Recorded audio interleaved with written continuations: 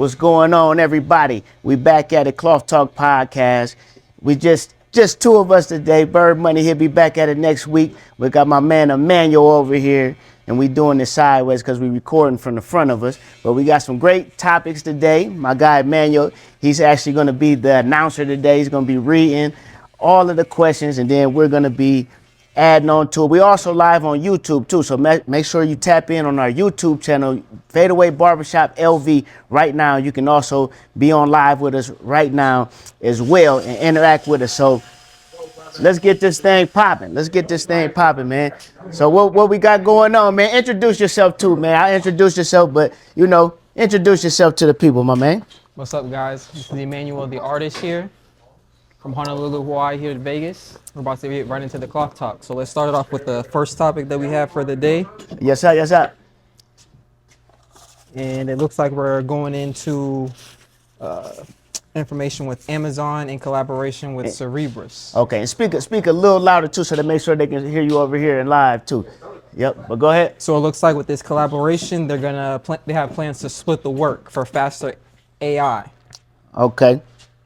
And there was a report that came out from Reuters stating that, Amazon and Cerebrus made a deal and they're offering Cerebrus chips in collaboration with Amazon to speed up the AI interface. This approach looks to, split the workload for Amazon so they can maximize, their handling time and stuff like that. So Trinium will handle the pre-fill while Cerebrus will handle the decoding process for them. Okay. And then to dive into that, if Amazon split the workload, what should we do in the shop to move faster, and how can we maximize our time with collaborations? Man, that's real interesting because, like you said split the work time, man, and that's what we're trying to do at all costs, man. What I could say is like an assistant. First thing first, just using the artificial intelligence, period, though, because that takes the place of a lot of assistants in the first place. So, I mean, in every area, of course, marketing, advertising, you know what I'm saying? And shout out to C702. Yes, sir, yes, sir. But, anything that has to do with it may be the robots in the future as a physical assistant, that'll be great. But far as like collaborating with people, it wouldn't hurt to have a social media company help with us, far as, coming in here and doing the video and doing, making the clips, making the, any type of social media interaction that we need. Far as that case, so what you think? We're on the same lines, man. Yeah, for sure. Some examples listed here was just like basic upkeep of the shop. But like you said, content is what's gonna, build up the revenue. So collaborating with marketing firm or marketing team definitely could boost your revenue quickly, because you can focus more so on, the craft, cutting hair, and leave it to the experts to go ahead and market. Okay, just keep it even. Yeah. Okay. Yeah, right, because you're trying to get them waves deep right here. Yeah, I'll be cutting. Yep, no problem. So our next talking point was, for barbers, what's our pre-fill versus decode? For example, what can be, other than the consultation and the execution, what other comparisons kind of align or parallel with Amazon and Cerebrus' collaboration and us as barbers, other than a consultation and then the execution being the follow-through? Man, you know what? That's real interesting because the consultation has to do with before the haircut. And so what about the interaction between the haircut? Because that means a lot.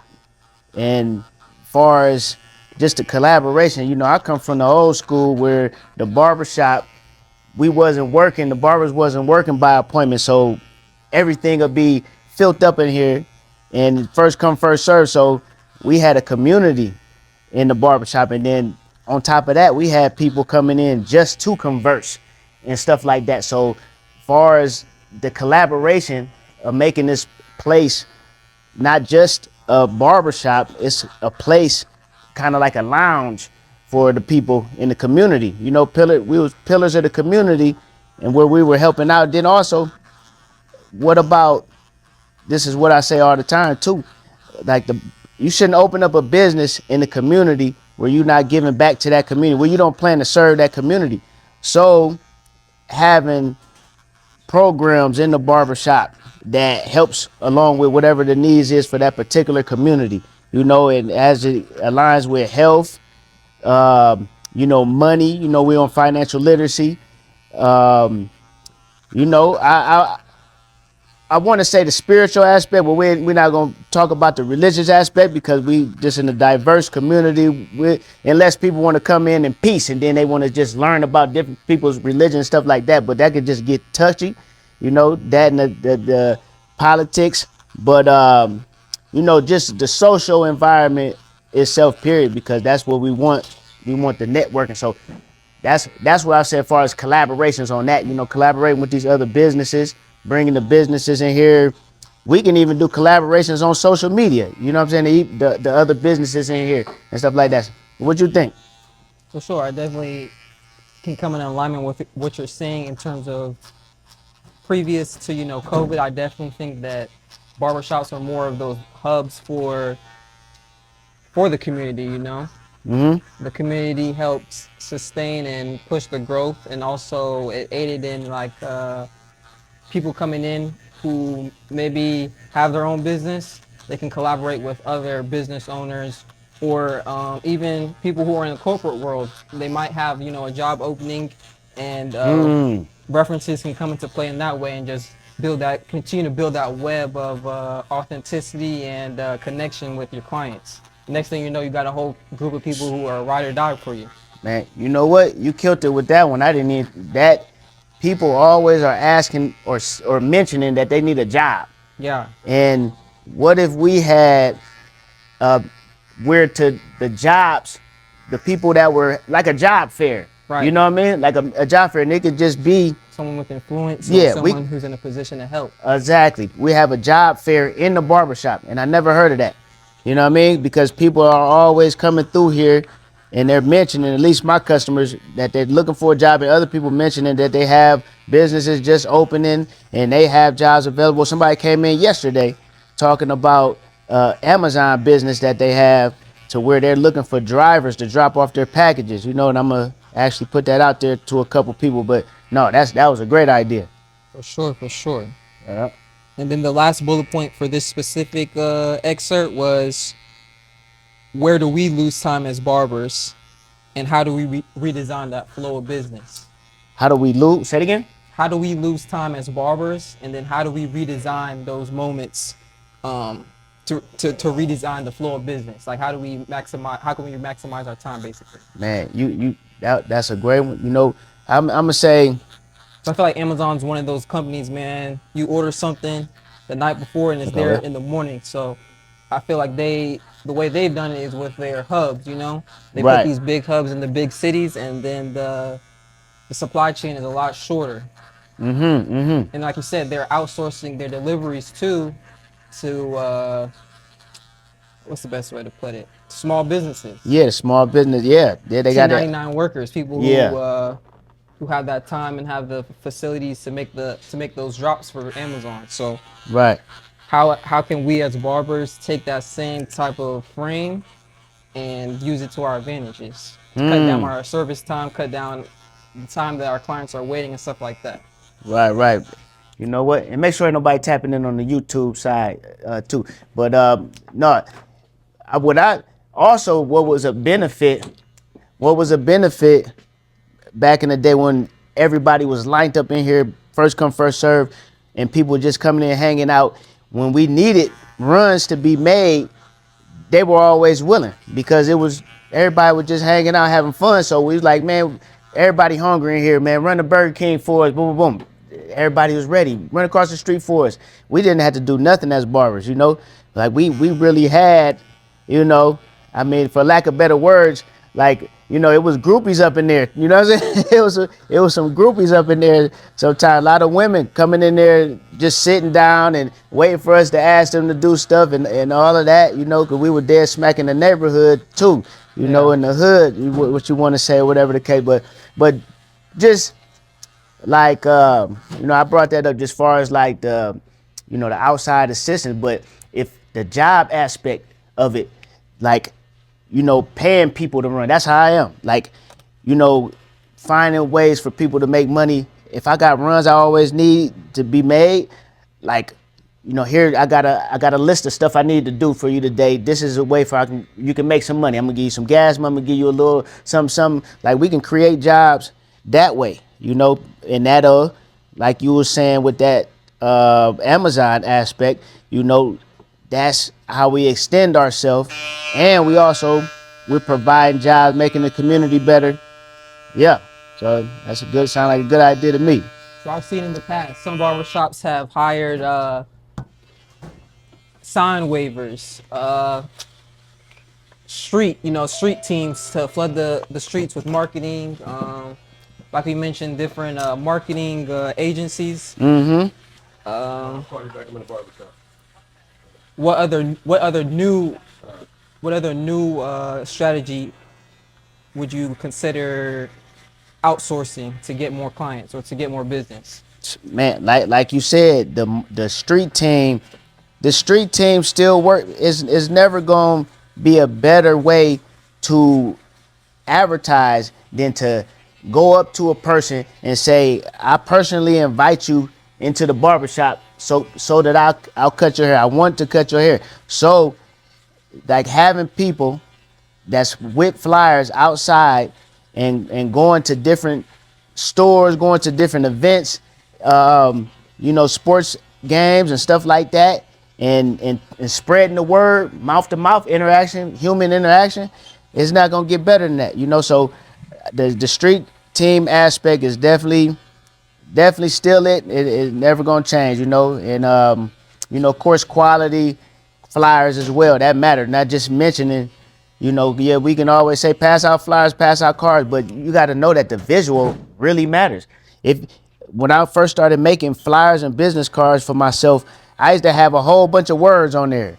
Yeah. Folks read that and get frustrated. The people don't even like reading. You know what I'm saying? Yeah. You got too many words on there, not enough pictures. Set it down. They gonna set it down, throw it down. So I started minimizing the amount of words that I had on there. Then I started adding bigger visual. You know what I'm saying? Bigger pictures that, you know, I started adding my haircuts on there. You know what I'm saying? And you know, the person that was designing, he had made real good graphics. Shout out to my guy Freeze back in Akron, Ohio. You know, but yeah. So Do you feel like every barber should have a graphic designer homie to make sure they put out correct marketing materials and stuff like that? you Or you can. think it's better to use AI? I Strictly. mean, you know what? Both, because if AI is sufficient and that's your thing, going to do it. Definitely if you like doing it, because you can't be that. I think more of it is about if you got time to do it. Right. You know what I'm saying? Because what's your main thing? What's making you your main money? You know what I mean? You busy cutting hair. Like if you really like cutting hair, you want to put your 100% focus into cutting hair. So with that being the case, of course you can have AI make it, but do you got time? You know, because it's gonna take away. You're gonna have to take away some haircuts in order for you to make the flyers. You feel what I'm saying? So you still want to pay somebody if that's their lane. You want to work with the best and the brightest in their area. Sounds good, man. Sounds good. So that's the excerpt on the Amazon and Cerebrus collaboration. We're going to move on to another groundbreaking collaboration that hit the month of March as well. And it looks like Apple and Google came to an agreement for a multi-year AI collaboration with Gemini, which is their AI agent, and Cloud.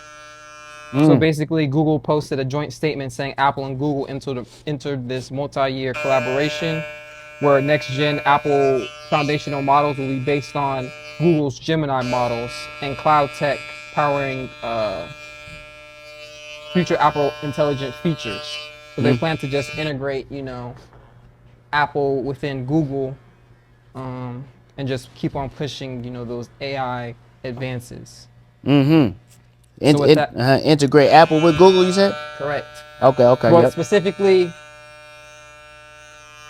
specifically Google Gemini Right. and Apple Cloud. So basically, the agent of Google and the storage of Apple are going Okay, to be so storage collaborating. at Apple.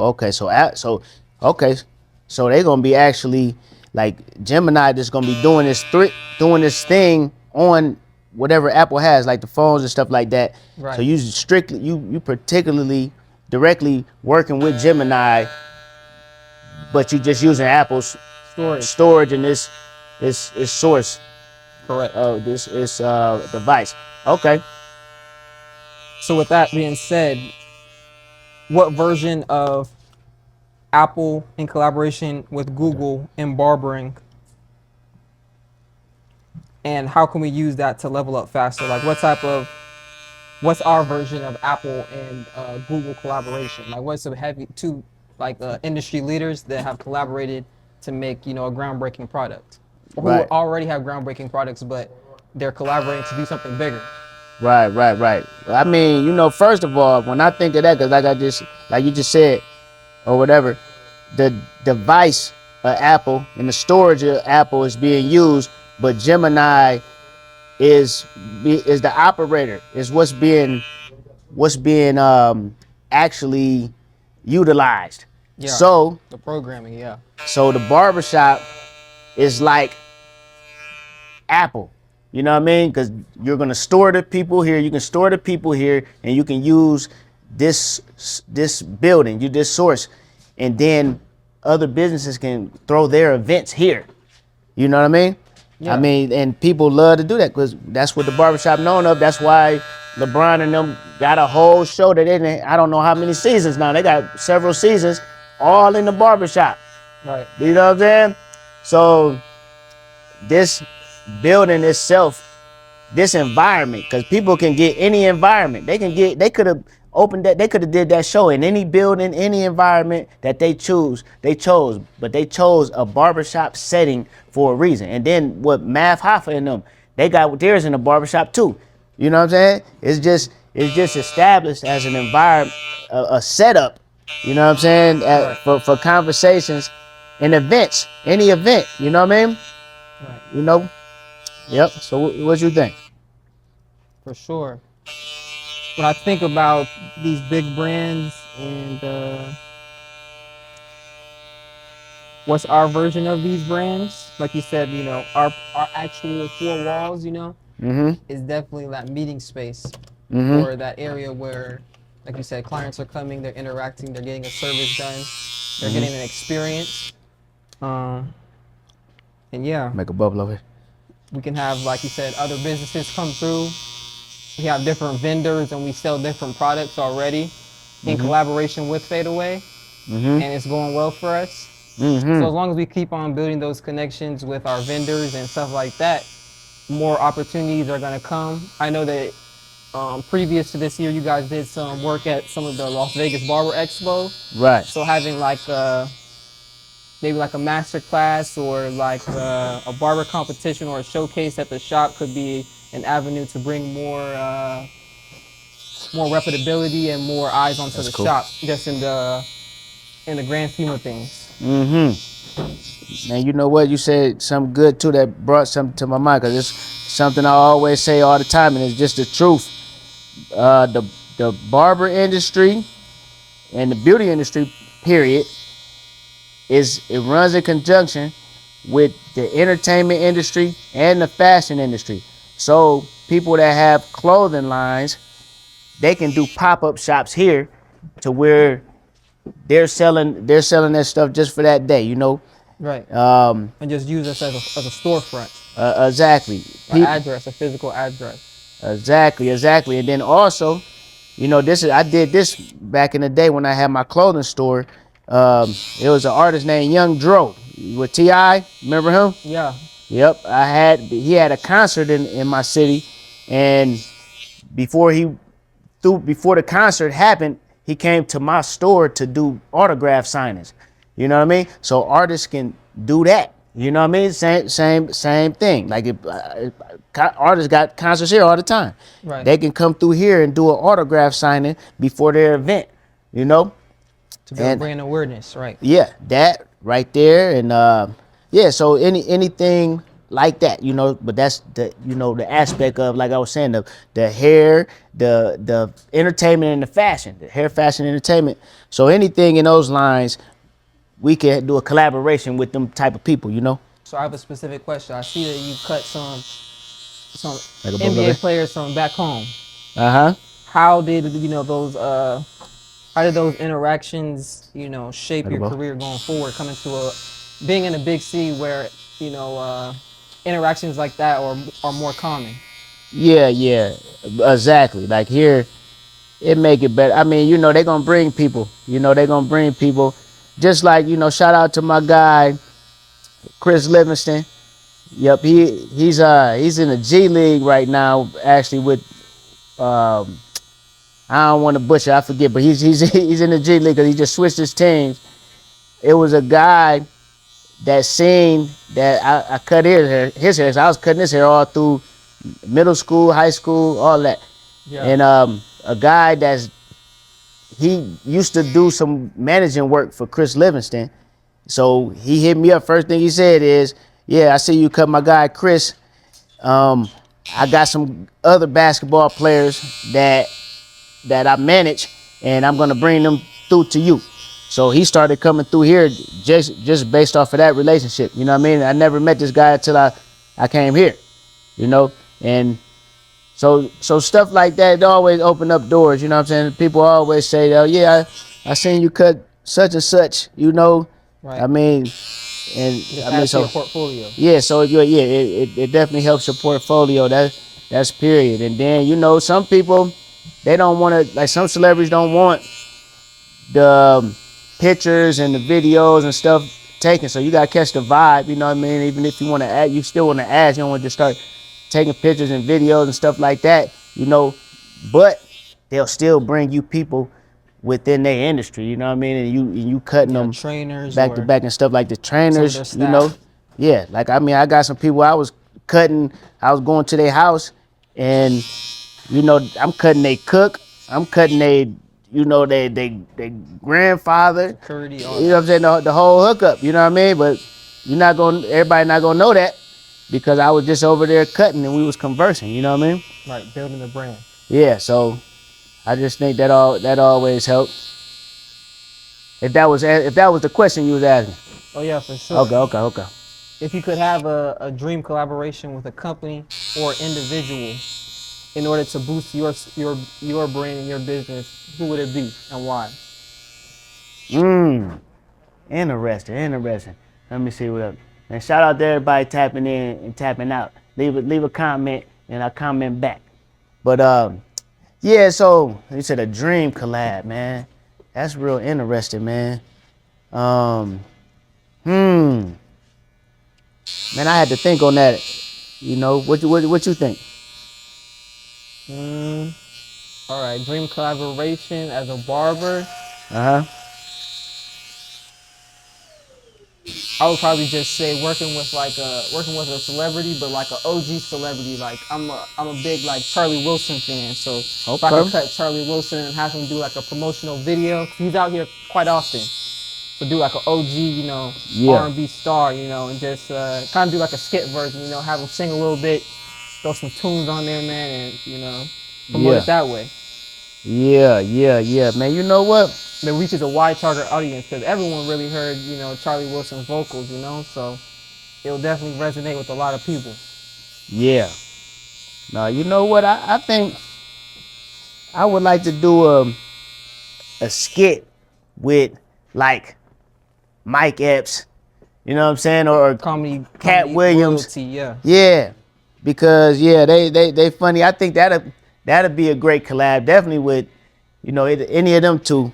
Yeah. And they just had some Netflix series or stand-ups that's big right now. Right. And I think definitely Cat Williams, he just, everything he put on the internet, it go viral. Super viral, yeah. So yeah, him, I think, and I met Cat Williams before. I met him in Vegas. My first time ever coming to Vegas at the Magic Convention when I had my clothing store. I got a Nice. picture with him. I'm taller than him. Yeah, and he from Ohio. Because when All he the asked me where I Midwest, was yeah. from, I was like I'm from Akron, Ohio. He was like I'm from Dayton. And then then we took the picture. He was like throw up the O, and we both threw up the O. So just already, like I said, I think we'll get along.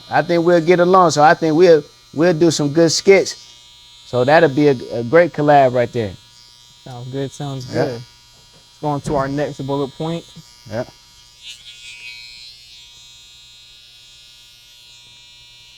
It's gonna say, what tech should we borrow to improve customer experience in regards or in comparison to how Apple and Google uses their technology? Mm-hmm. But what tech or what apps can we use or borrow to improve customer experience? For example, booking reviews or follow-ups. Booking of views or follow-ups. Yeah, which tech could we borrow? What tech can we borrow? Shoot. Um, you know, ChatGPT got to interact. I ain't used too much of Gemini, but Yeah. like I interact with ChatGPT all the time with the option that you can pick on there where they actually talk. You choose the voice and all that. Yeah. You know what I'm saying? So if it was a way to use that, but there's other apps too, but I just don't know their names like that. You know what I mean? Where they could talk to them in place of us.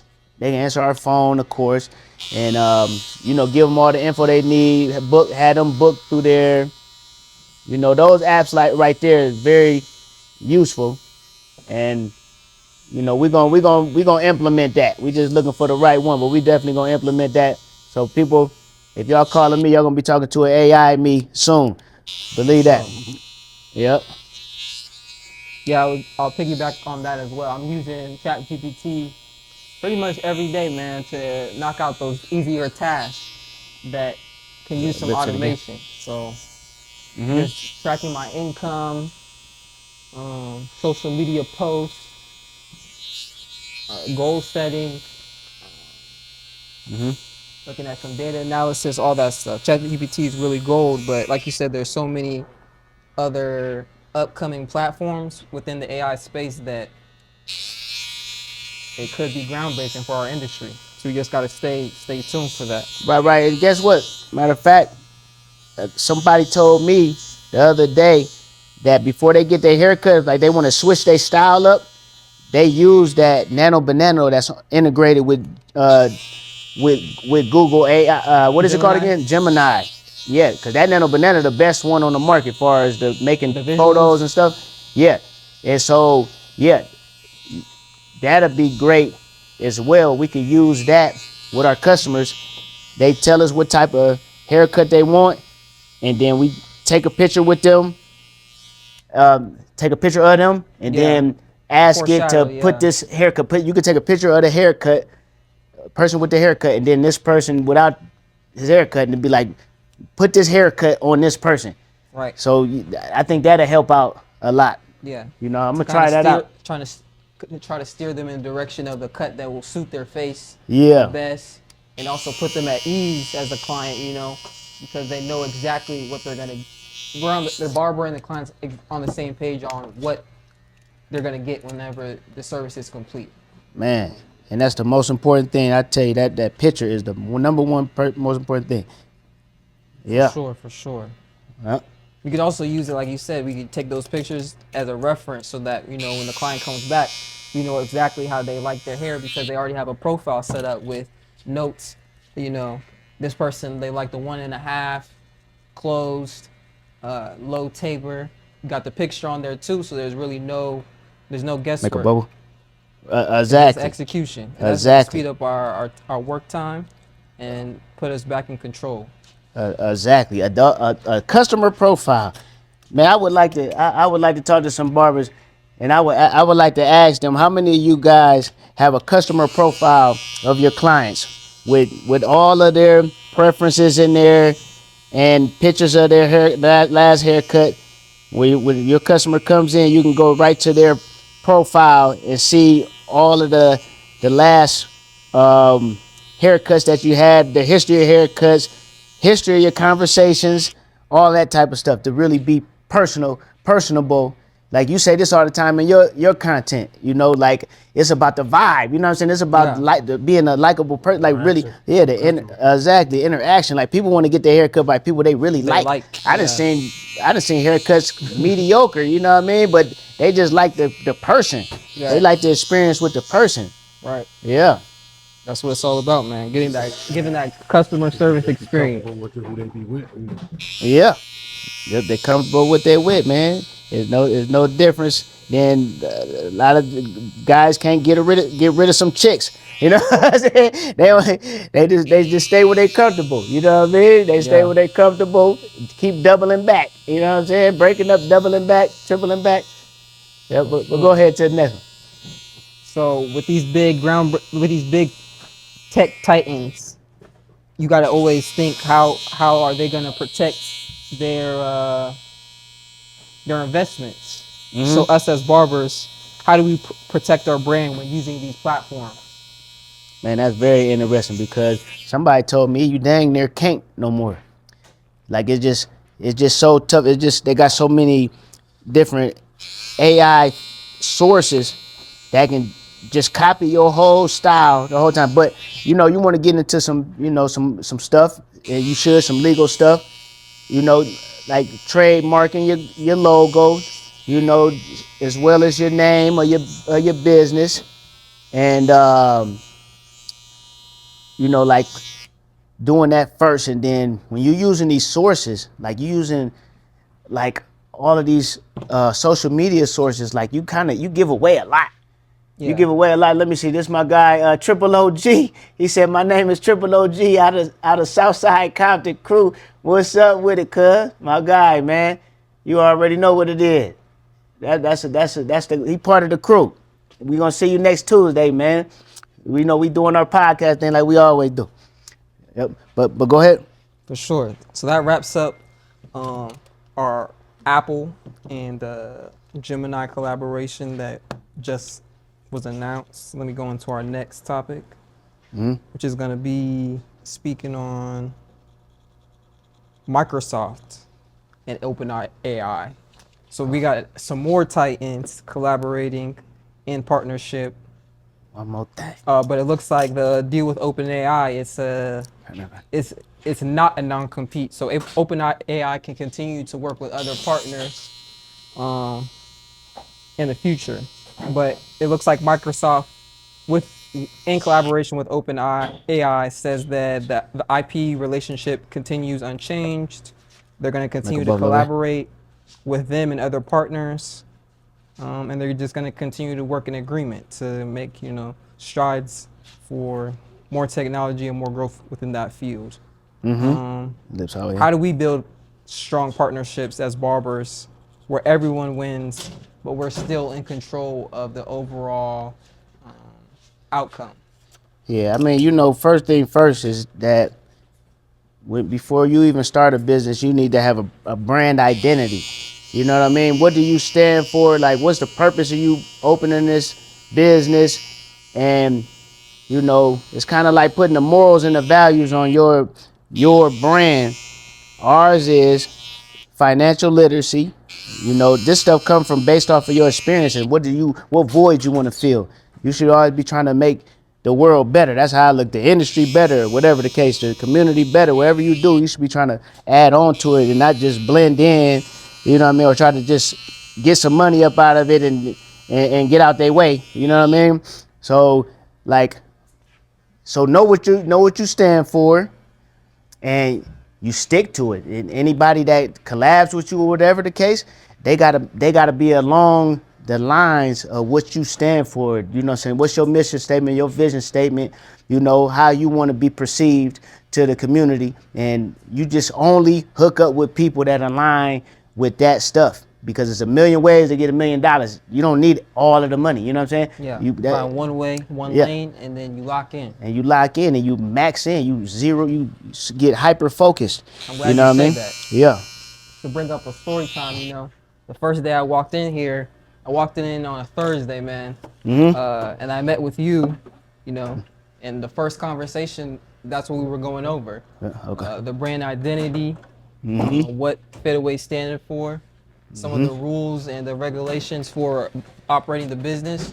So having that proper screening and making sure that you do it immediately, it weeds out, you know, a lot of the people who aren't serious. There we go. And then also it sets up yourself for success because you know what the expectations are, and then you bring your skills and you bring what you have to the table, and then as a good human being you try to exceed those as well. Yes, You sir. look at Yeah. your shortcomings and you learn from them, and then you just continue to grow. So That's having right. those strong partnerships, man, if you really invest and you really look at the opportunity that's presented, man, it's all about growth for the future. So we want to set ourselves up for growth. So we got to take on calculated risks, but like you said, we have to have a foundation to even build upon. Right. And man, you know, I just want to touch one point that you said, because you said paying attention to your shortcomings and then learning from them and keep on going. Like, people need to look at failure as not failure. It's called learning. You know what I'm saying? It's the only way that you learn is you either learn it from your mistakes or somebody else's mistakes. watch it, yeah. It's only one way to learn. You got it's trial and error. You know what I mean? Trial and error, trial and error. We learn from observation, and then we master it from trial and error. You get what I'm saying? So people need to increase their failures. You know what I'm saying? Don't run from failure. You need to increase your amount of failures in order for you to master that thing. You gotta keep making adjustments. You know what I'm saying? Okay, this worked and this didn't. Boom, I'm not gonna do what didn't work, and then I'm gonna add more of what did. You know what I'm saying? It's just simple as that, and keep on going. For sure, for sure. Yep. That's good. My next question is going to be along the same lines. We're dealing with the topic where we're wanting to protect the brand. So what needs to be in writing for barbers/influencers to prevent misunderstandings when it comes to doing business? Yeah. So, you know, the icing on the cake is, like, you do all of that stuff. Everything we were just talking about is the same thing with any type of business that you enter, is that you get the understanding of what does this business even entail. Definitely if you're starting a business that you never had before, you don't even know what really it all entails. And then you both talk about that. What's your responsibility out of the things that it entail? What's my responsibility? You know what I mean? Yeah. And then you put it on paper. You write a contract on, and you make it official. Oh, yep. Yeah, you make it official. Hold on. I'm gonna tap right back in, my people. Right back. Huh? Oh yeah. No, actually you good. Yeah, I got you. Yep, we in there. Yep. Appreciate you, bro. Until the next time. Yep. Have a good Yes, one, sir. man. Likewise. But no, that's what it is. It's the because you want to put stuff in writing, because what that does, it make it clear, it documents that we talked about this and we got to understand it. But then you want to put some risk on it. You want to commit to it. It's like when you got married. You know what I'm saying? You could have just kept on going, and y'all didn't have to get married. But once you got that paperwork, that made it serious. Now it's some consequences if you don't fulfill your vows. You know what I'm saying? Right. So that's the thing. Like, we gotta commit. That's the only way. You gotta commit 100%. That's the only way that you're gonna get the best out of whatever you endeavor. Right.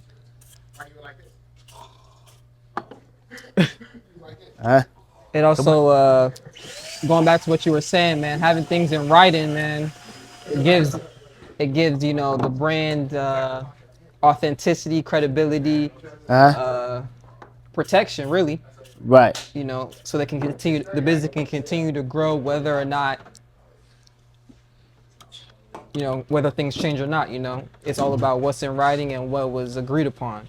Right. So, you know, you want to have that in place so that expectations are, like you said, in writing. They're explained thoroughly, and then there's, you know, there's a backbone and there's, you know, background information to support the statements and everything like that.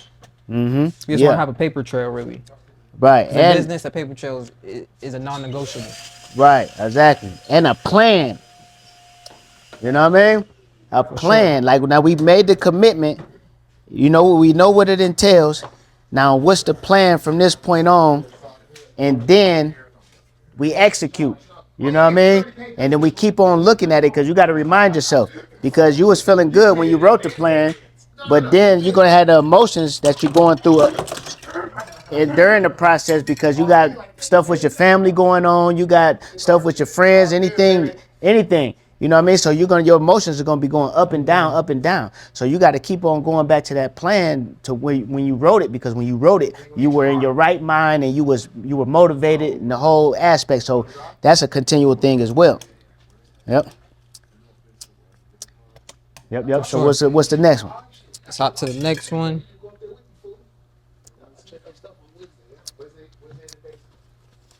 So our last one, last point, talking point for this specific topic is what KPIs or key point indicators prove a partnership is worth it.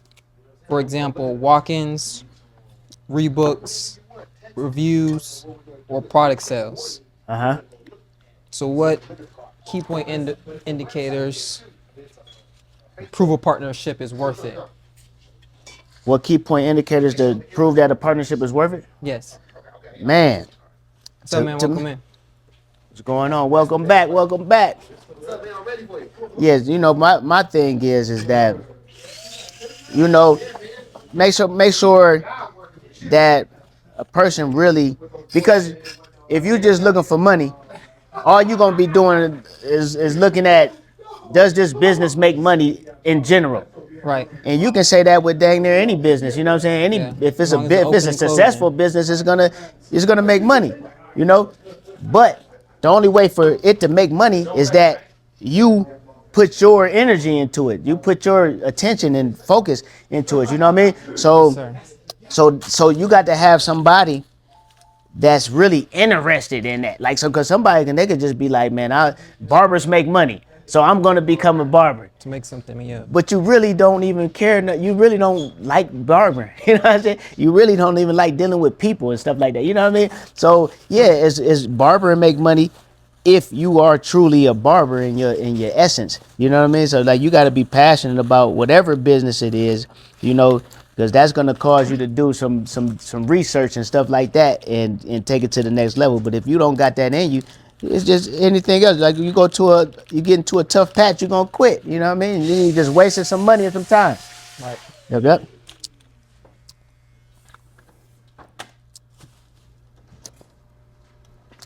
So Let's what would you check on say? that. What would you say in terms of Let me see if anybody tapped in on the YouTube at all. Okay. Well, no, go ahead. Huh?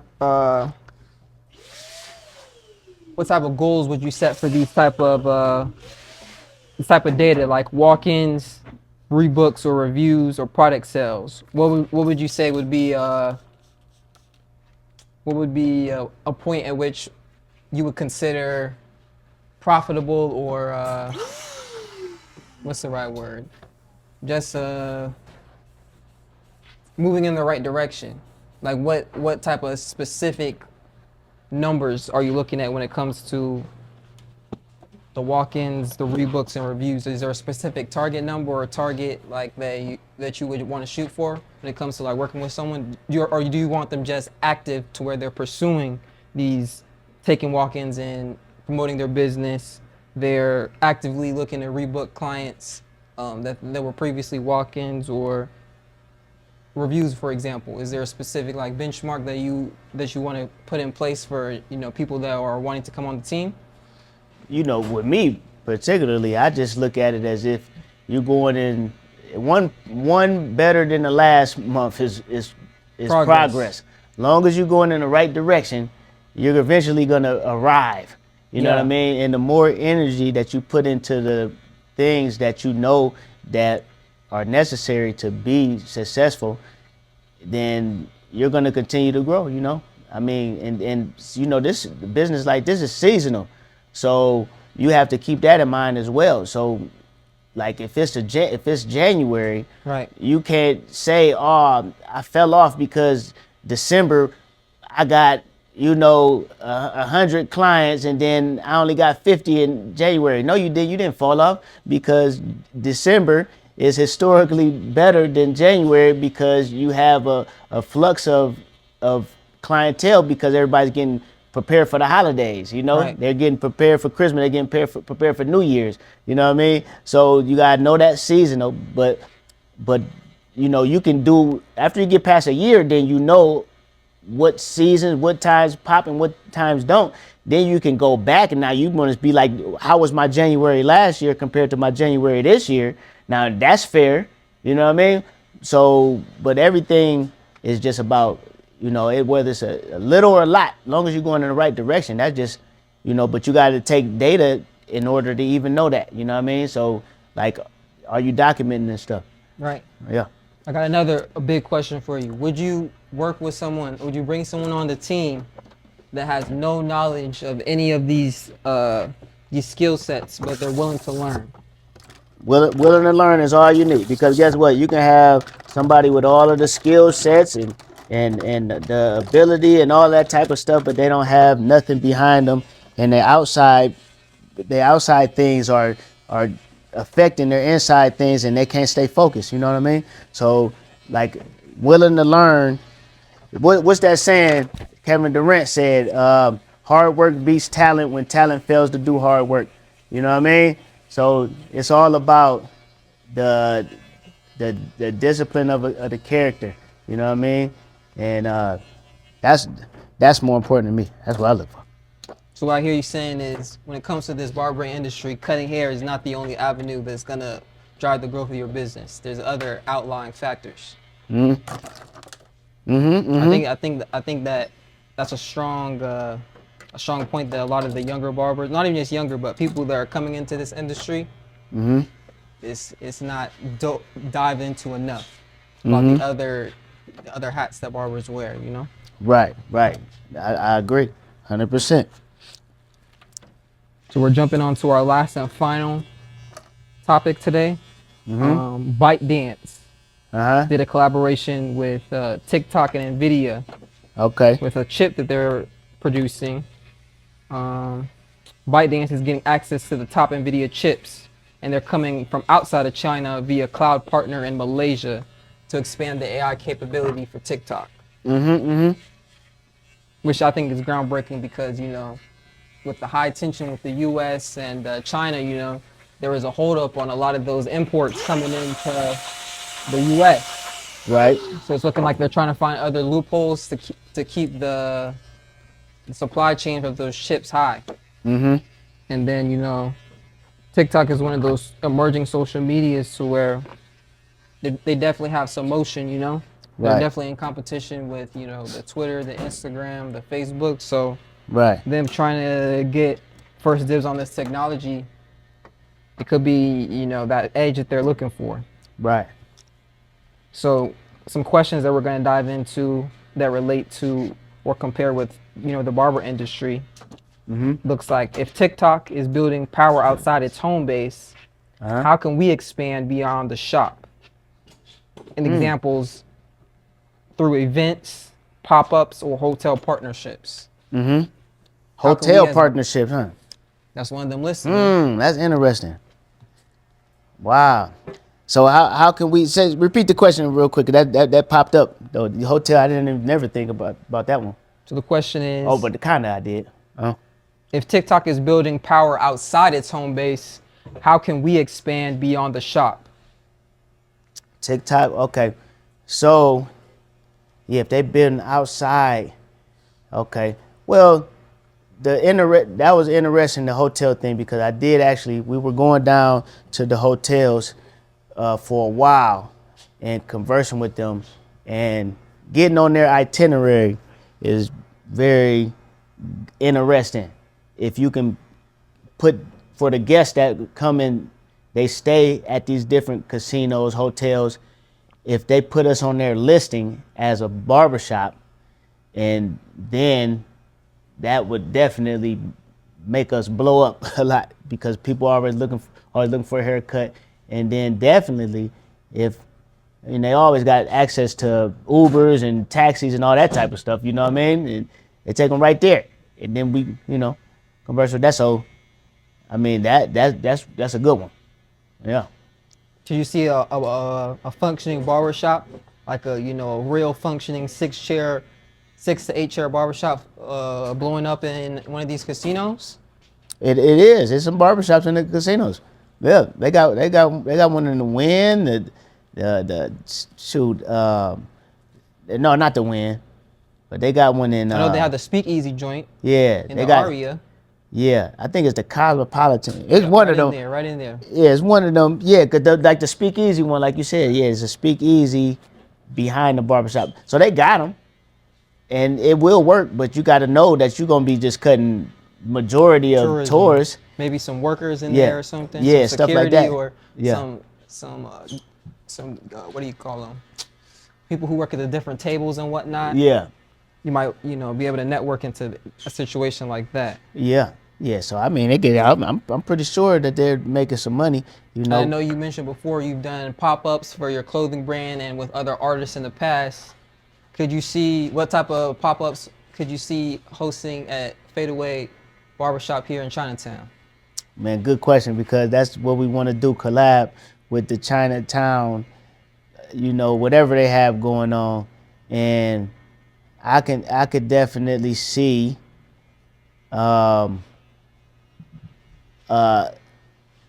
it might mess around and be Chinese artists. I would love the Jabberwockies to come through here. You know what I mean? I would like them before they have their concert or something like that. We have a meetup with them here, and they're Filipino. You know what I mean? But we got Filipino place right next door to us.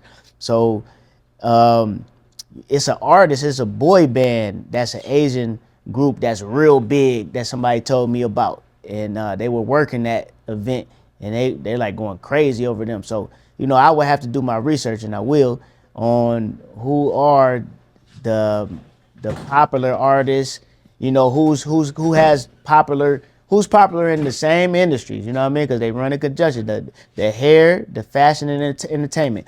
Who are the people that are making noise in those 3 different avenues? And let's collab. Let's do some work. You know what I mean? And this is your space to do a meetup. You know what I mean? Do a pop up. Do autograph signing. And all that. And yeah, let's make it happen. And maybe, sure. That's right. So I know that you've been having some success for the shop and for yourself doing these collaborations with influencers. Mm-hmm. You've had maybe like 10 videos since I've been here with working with these influencers. Mm-hmm. Can you tell the people, tell our guests, a little bit more in depth about how you kind of formulate these relationships, and then what have you been receiving out of them? Man, I mean, influencers winning. It just is what it is. The people that's got social media, they know what they're doing there. They are getting a lot of attention, and the people that have successful businesses now, they have a successful social media themselves, or they're dealing with other people. Definitely in the food industry, they're dealing with the people that are reviewers. They're doing food reviews, and they're getting a lot of traction, like Keith Lee and places like that. What's the one guy here? Brandon from Vegas, of course. Brandon from Vegas, and Juggernaut, something like that. Bullet Head, yeah, So people like that. So all of them get haircuts. You know what I'm saying? It just is what if you got hair on your head, you get a haircut. Right. You know what I'm saying? So with that being said, come through, get a cut. That's how I do. I cut your hair in place of a collaboration, you know what I mean? And sure. It's just simple as that. So, but everything particular to the crowd that you want to get some influence in. So you want to work with people that have that type of influence in that said crowd, and you do business with them like that because that's what they want to do. They want to collab, you For know. sure. Yeah. So that's all I do. Yep. Sounds good, man. Thank you for that insight. Yes, sir. We're moving on to the next. I think this might be our last two Uh huh. bullet points. Yep. Yep. Um, Was that what is the fastest way to reach people who aren't already tapped in? Uh huh. Tapped in with what? Tapped in with our brand, tapped in with the shop, tapped in with our social media. Oh shoot.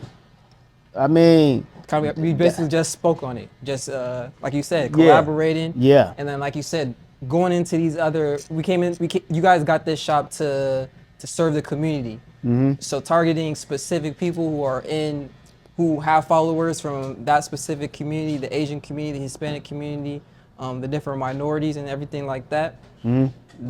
That plays into the return on investment. Mm-hmm. You know, that's the demographic that's eventually going to be converted on those ads and those type of marketing. So you know, how can we reach more people basically? Yeah. What other avenues do you see Fade Away using to reach more potential clients?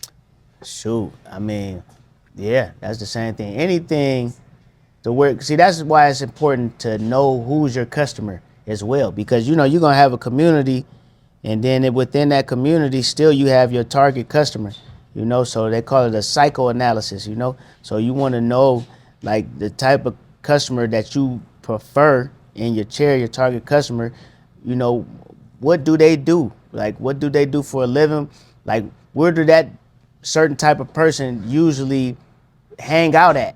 You know what I mean? What do they eat? Where do they usually shop at? You know what I'm saying? What the whole aspect of it. Like, what type of friends do they usually have? What crowds do they hang into? You know what I mean? So that's why they call it a psychoanalysis. You know what I'm saying? It's a personality of a person, and they typically fall up under all of those different realms. You know what I'm saying? Once you know that certain type of personality or that job, that they have, and that career, what it all entails. So yeah, and then that's where you market at. You know what I mean? Now I know the specific type of customer now. You know what I mean? Now that's where I'm marketing at, and I look in the community in which I am. Like, where are the places within my community? You know what I mean? Because like so all of that matters. Because of the distance of the place and all that. You know what I mean? So For sure. Yeah. And then for me personally, for example, whenever I'd like to run my ads to get some more foot traffic coming in, I don't prefer to create new ads. I kind of look at what already been performing well and come up with analysis why. And then, I create, I basically just return on the ad. But one AI agent that I just tapped into that really helped me cut down on being on social media was MiniChat. I just used it for an ad I just ran, and basically what it did for me was it automated responses to all of my new followers. So as I ran this ad specifically to get interaction or engagement, every single new follower I converted, they got a welcome DM from me. And the welcome DM basically just thanked them for the follow, gave them a little bit of an introduction of myself, and then left an open door for a first-time client special. And with that created urgency for them to go ahead and hit the link and book right away. That's fire. So that was my first time using the MiniChat application, man. But on that specific ad, I think I gained 73 followers from that specific ad. So that was 73 DMs that it sent out.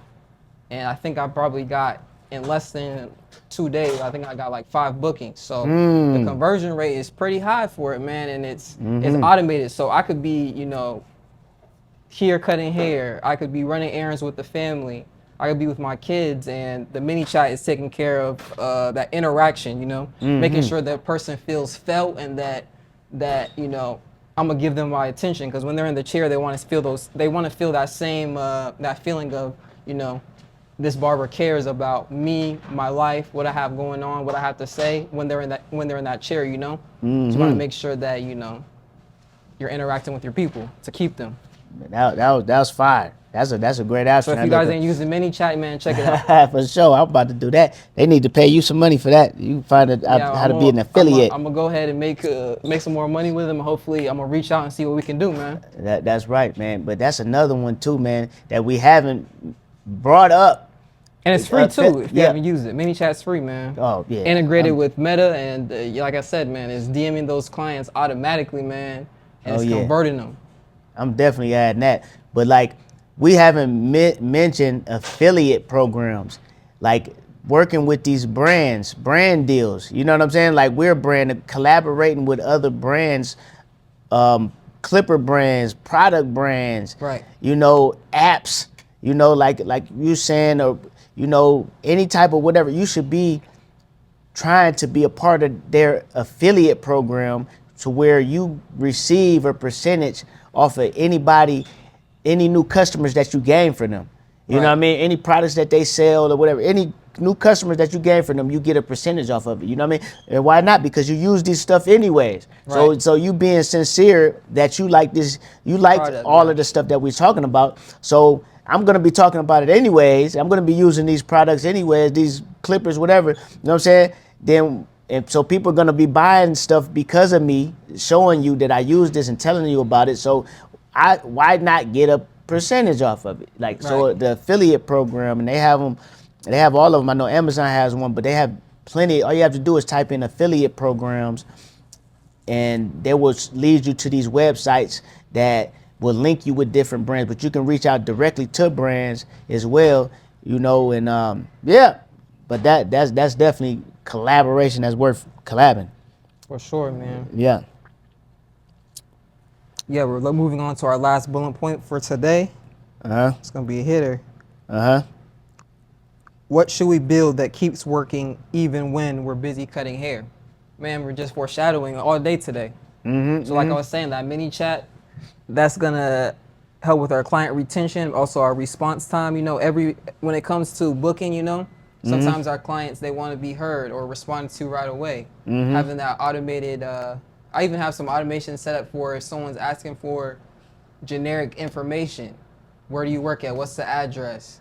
Or what's your booking link? How can I book? What times do you have available? My Instagram will go ahead and auto respond and go ahead and get those basic questions out the way, so I can focus on what matters the most, and that's, you know, being here and serving the clients, giving them that experience.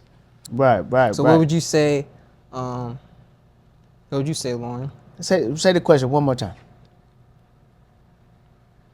What should we build that keeps working even when we're busy cutting? Okay. Well, you know, also, because the social media does, because it's running down your time. As soon as you post it, it runs down your timeline. So that's working as far as the advertising as well. You got to keep on putting your face and your brand out there or whatever, so people keep you on their mind. That's what everything is about, the fight for attention now. You know what I mean? And you know, but I also suggest, that's what this is about, financial literacy, investing into the stock market, cryptocurrency, setting up your Roth IRA, your life insurance, you know, all of these different sources in which you invest your money into automatically. You have it automatically debit the money out of your account, so you don't even have to think about it. Like, by the way, put your bills all on automatic debit. That's how you get great credit score. You know what I mean? Like, you don't want to have to divide your attention. You want your attention to be focused on your main thing. You know what I'm saying? And with us is barbering. So, but your investments are working while you sleep. So I definitely suggest the money that's automatically put into your Roth IRA monthly, you know, dollar cost averaging into, you know, Bitcoin, Ethereum, you know, as well as any company in particular, you know, Right. like Nvidia, you know, Tesla, any of the Magnificent Seven. You want to look up the Magnificent Seven? I think it's Amazon, Nvidia, what Microsoft, Meta, Google, who else I didn't name? Like Walmart, I think. Yeah, yeah, Walmart probably in there. Yeah, more likely they just made a trillion. And shoot, I lost track because I just was talking. But it's the Magnificent Seven. That's all you gotta look up. But yeah, dollar cost average in there. But yeah, that's definitely one of the aspects. And then one thing I want to add too, you know, since I've been in the shop for 2 months, one thing that, you know, you guys have been showing me and I've been seeing persistently from everyone on the team, from you to Bird to Ahmad, is selling. So having these products in our barbershop, having them available for sale is another stream of income that a lot of barbershop owners and a lot of entrepreneurs, they forget about. They just want to cut hair. Right. But you know, you're using products on your clients. Every single client, you're using some type of product. You know, why not suggest them to purchase it? Get it for wholesale and suggest them to purchase it. You know, you Right. want to be creating income constantly, and you want multiple streams of it. So just being able to have those avenues and to have those systems already in place, man, big ups to Fade Away, man, because a lot of other shops aren't doing it. Yeah, They don't man. have it streamlined like we have it here, and you know, it makes a difference once it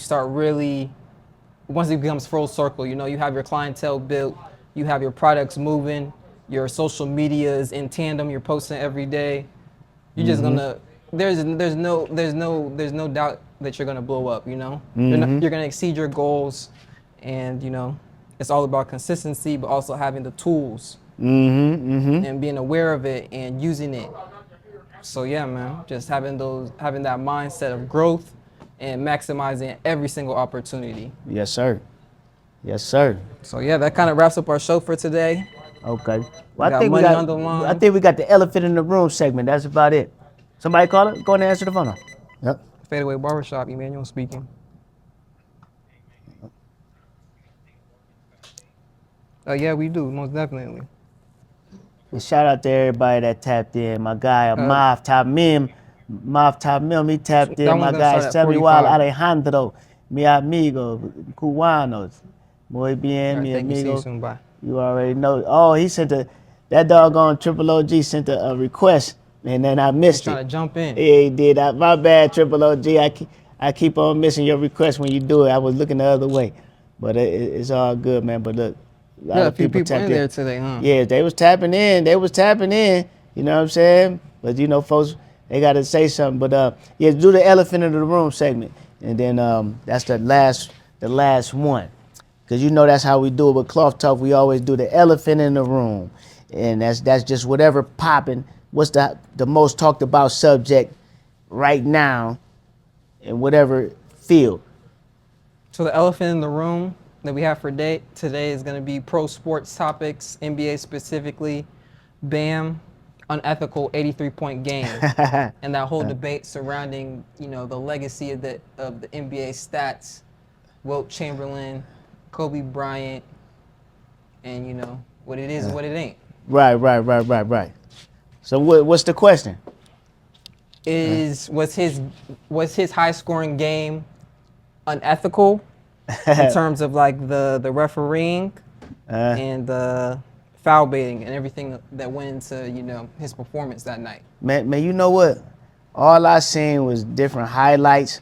I didn't watch the actual game, but this is like the number one topic, and this probably, you know, my where I've been getting my opinions from is here in the barbershop from my customers, and a lot of them are Kobe friends. Plus, this is pretty much the West Coast, you know what I mean? Majority of people that live here is from California, you know, West Coast. So everybody mad at Bam's performance, and they're saying that, yeah, the unethical part was like he got 60 good, and it was up 30. That's the thing. And they left him in there to play. Usually, if you up 30, your best players you taking them out. You letting the bench get some burn. You know what I mean? Yeah. So if you talking about traditional operation of how basketball games are going, coaching is going, they might look at that as unethical, and then they were playing in order for him to beat that. They kept on dishing him the ball. You know what I mean? They triple teaming him. He not passing the ball. You know what I'm saying? Yeah. And so do you think in totality, do you think they're trying to smear some? Is it a message to Kobe Bryant's legacy, or what do you think? What do you think the NBA is trying to prove with this one? now that's a good thing though. Like it's like, cause it's obvious that we're Push doing for it. this for him to beat Kobe's record. He wasn't touching Wilts. He wasn't Nah, touching he 100. wasn't gonna get to that 100. You know what I mean? It ain't a documented game with that 100 on there either. That's always a topic too. That's, you know what I mean? So it's like, do you believe he scored the 100 or not? Because they don't got the proof that he did it. They only said it. And but whatever the case is though, it definitely was a direct. They were directing this towards Kobe's record. It's obvious. You know what I mean? But I think that, it's still people that really watch hoop, they're gonna be like, I liked Kobe's better because it was a game in which they were down. Kobe brought them back, so they needed him to score like that, and the style he did it. You know what I mean? It wasn't from all these foul shots and all that. Like, but shout out for the guy making High field goddamn goal 30. percentage. He made goddamn 36 of them 40. Yeah, he been shooting in the gym for sure. Yeah, so shoot, it ain't easy just to make that many foul shots, definitely after you just been playing the whole game, you know what I'm saying? So, like, I'm going to salute the guy because just you got to put the ball in the hole, man. There's some people out here that can play some kids right now and still can't score 83 points. You got to put the ball in the hole. Like, you feel what I'm saying? Like for real, like, definitely you adding jumpers in there. He wasn't just dunking. He ain't just go to the hole and dunk every time. Like, he was shooting jumpers and threes, and Yeah, he had to dribble through other Players, NBA players to defense, make yeah. the shot. So look here, I mean, I'm respected at the end of the day. Like, what you think? For sure, man. Hitting 80 points is no easy feat, 40, 50 points, but hitting over 60 points, man, that's a big feat, for sure. I also feel like look at oh my bad, but yeah, the barber B, she gonna say that Nairi gonna say it was unethical. Yep, but shout out, that's my girl. But go ahead though. for sure, like I was saying, man, he's a dope player, Bam, but in terms of like his legacy with the Heat and everything like that, is nowhere on that level of Kobe Bryant. Just in the timing, like you said, the timing, the actual gameplay and everything, that was definitely more was on the line. And Kobe like went all out, You could see, you could feel like the emotion of like his exhaustion, but he just kept putting up shots. Mm-hmm. I feel like Bam's whole performance was like it felt too pushed. Like you said, they were definitely intentionally, exploiting the mismatches and stuff like that to lead him to scoring, putting him on the foul line. Mm-hmm. That wasn't the gameplay with Kobe at all. Mm-hmm. So like you said, people are still gonna look at the Kobe 83 and it's not gonna even compare. I mean, yeah, the points, there's a differential, but in terms of the performance, Right, it's just not there. It's not living up to that. Right, and as far as the unethical part, it wasn't necessary. That's the key. I mean, if we want to, if anything, if it's one statement to me that will, in what they call that, will embody it'll say everything. It'll say everything. It'll speak for everything. It wasn't necessary for him to get 83 points. It wasn't necessary for him to stay in the game. You know what I'm saying? So the 83, the Wizards, Yeah. Wizards ain't even, Yeah. So yeah, it wasn't necessary. That's all. So I guess you could say that's unethical. I don't know. Yep. That's it and that's all? That's all. But I guess since we're already on this topic, another NBA plot. Shy, he just broke another record in terms of averaging 20 points for a long stretch of time. What do you think about like this new age of talent coming into the NBA and how it's gonna affect like the longevity of players and everything like that? You said Shy? Who's Shy? He's on the Thunder, Oh, you talking reigning champion.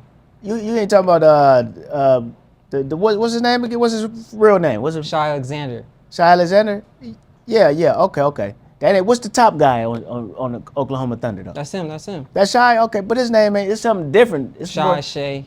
yeah, Shay. Yeah, but whatever the game. That guy. Gil Alexander. Yeah. It's that guy. Okay. Yeah. Nah, man. You know, that's how things supposed to do. They're supposed to get better because the thing is, whatever the ceiling was for the last person, that's the new person's platform. You feel what I'm saying? Yeah. So whatever they was doing late, like they had to, like we were saying, you either learn it from your mistakes or you learn it from somebody else's mistakes. You know what I mean? They pushed and made their mistakes, trial and error, and they mastered the thing. So now they got the exact blueprint on how they got there, so you can get right to it. You don't got to waste the time of messing up where they messed up at. You know what I'm saying? Because they found the solution for you. So that's your starting point. So now you started early, so you're supposed to get better. So the new people supposed to get better. Like that's why somebody gonna score 100. You know what I'm saying? Somebody gonna eventually score 100 now, and I wouldn't doubt if it's the Wemby guy. You know what I'm saying? Because if he stay healthy, he like a mixture of Wilt Chamberlain, and goddamn Shy Alexander, Gildress Alexander almost. You know what I'm saying? Because he can do it all. So he only got dang 22. He ain't even got to his grown man strength yet. So wait till he get 25. When his 30, when his frontal lobe, your frontal lobe in your brain, that's responsible for decision making and all that type of stuff, like it's fully developed at 25. So once he get past 25 and then he done built up all that muscle and all of the the fast twitch muscles, all of his natural he automize all of the moves he been learning, he mess around and score 100. It just is what it is. I believe he'll be the one. For sure. Yeah. He definitely a generational talent. Yeah, but that's just what it is though. Yeah, supposed to get better. If the older people did their stuff right and they was teaching the game to the youngsters and the youngsters paying attention, then they supposed to be better. The student should always pass up the teacher eventually. That's the only way to show that the teaching was right. You know what I'm saying? The example was right. And then one more thing, we're still on the topic of NBA. I read there was a topic, or they had a ESPN short about it was Magic Johnson. He met with some people here in Vegas about possibly working on the expansion team out here in Vegas. How would you see that affecting the economy here in Vegas? Oh, I mean, in terms of our business or just the overall?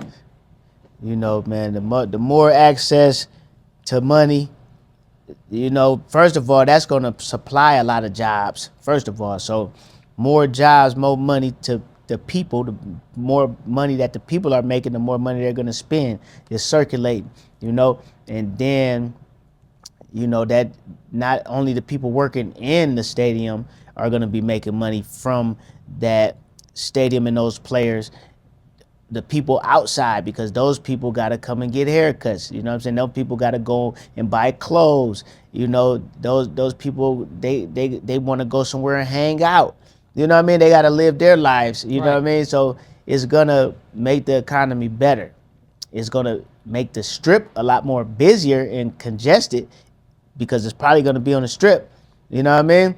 But the fact is, it's just gonna bring more money. So it's better. It's better for the economy here. Yeah. Show, man.